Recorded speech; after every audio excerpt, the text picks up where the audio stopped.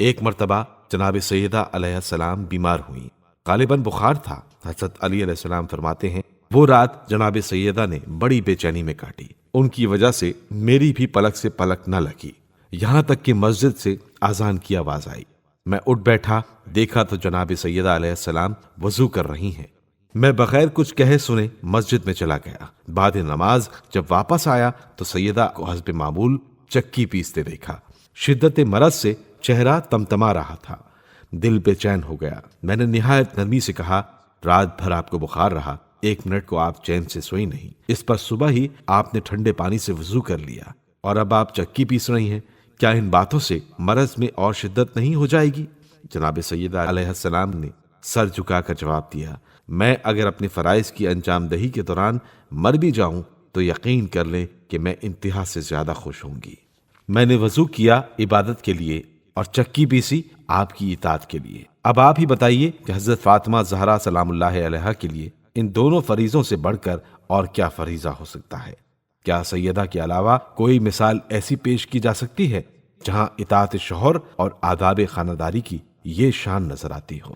جناب سیدہ علیہ السلام کوئی معمولی خاتون نہیں تھیں، بلکہ بادشاہ دین و دنیا کی صاحبزادی، تمام زنان عالم کی سردار تھیں، لیکن اللہ نے فرض شناسی اور انکساری کہ اپنے گھر میں جھاڑو بھی دیتی تھیں، چکی بھی پیستی تھیں، روٹی بھی پکاتی تھیں، بچوں کو نہلاتی دھلاتی بھی تھیں، کھلاتی پلاتی تھیں، بیمار ہوں تو بہلاتی تھیں، تیمارداری بھی کرتی تھیں، گھر کا کام کاج کرتے کرتے تھک جاتی تھیں، مگر یہ ممکن نہیں کہ گھر کا کوئی کام ادھورا رہ جائے۔ ہاتھ زخمی ہوں تو ہو جائیں، مگر چکی پیسنا چھوڑتی نہیں۔ کام کرتی تھیں تو اس شان سے کہ ایک ہاتھ سے روتے بچے کو چھاتی سے لگائے ہوئے ہیں اور دوسرے ہاتھ سے کام کر رہی ہوتی تھیں۔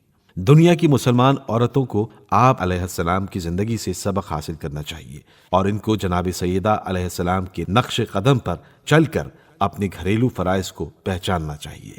گھریلو خاتون بننا بہت آسان ہے، لیکن گرہستی کے فرائض کا پوری طرح ادا کرنا اور اس چھوٹی سی دنیا کا صحیح معنی میں انتظام کرنا بہت دشوار ہے۔ حضرت امام حسن علیہ السلام فرماتے ہیں کہ ہمارے گھر میں باہر کے جتنے کام ہوتے تھے وہ ہمارے پدر بزرگوار انجام دیتے تھے، جیسے پانی، ایندھن اور بازار کی چیزیں لانا، اور گھر کے اندر کے تمام کام کاج جیسے کھانا پکانا، چکی پیسنا، جھاڑو دینا وغیرہ ہماری مادر گرامی اپنے ہاتھوں سے انجام دیتی تھی، اور انہی کاموں کے درمیان ہماری ضرورتیں بھی مثلاً نہلانا، کپڑے بدلوانا وغیرہ بھی پوری کرتی جاتی تھی۔ گھر کے کام کاج کے متعلق آپ علیہ السلام کسی رشتہ دار یا ہمسائے کی مدد طلب نہیں کرتی تھیں، کام کی کثرت سے گھبراتی نہ تھیں، جیسا کہ عام طور پر دنیا کا دستور ہے۔ کام کاج کے زیادہ ہونے کی وجہ سے پریشان ہو کر عورتیں اپنی ہمسائیوں یا رشتہ دار خواتین کو بلا لیا کرتی ہیں اور ان کی ضرورتوں میں خود مدد دینے کو تیار ہو جایا کرتی ہیں۔ جناب سیدہ علیہ السلام نے کبھی اس کی ضرورت ہی محسوس نہیں کی، غیروں کا تو ذکر ہی کیا، حمزہ و عباس و عقیل و جعفر تک کی ازواج کو کبھی اپنی مدد کی زحمت نہیں دی۔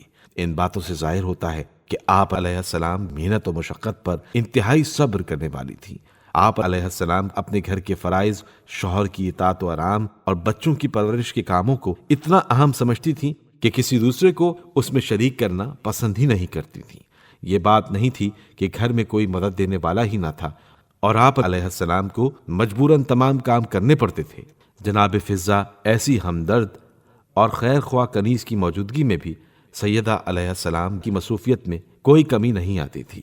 ایسی بیبیاں تو دنیا میں بے شمار ہیں جو کنیزوں سے خدمت لیتی ہیں، لیکن سیدہ علیہ السلام وہ بیوی تھیں جو محض قربت خدا حاصل کرنے کے لیے کنیزوں کی بھی خدمت کر دیتی تھیں۔